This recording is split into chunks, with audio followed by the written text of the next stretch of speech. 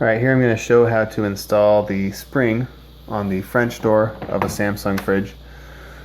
Notice a lot of people asking for that, so we'll do it.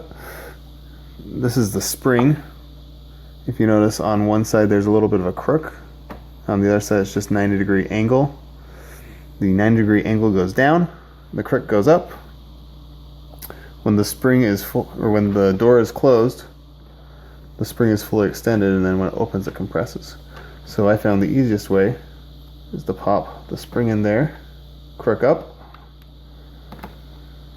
on the part that bends in, bend the French door in, like said, and then you put the spring into the hole on the bottom part, which is a lot easier to do if you're not trying to show how do people do it on a camera.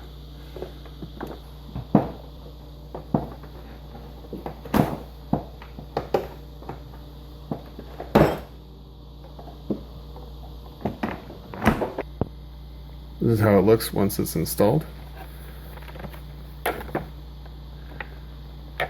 You see it bends into the little cubby.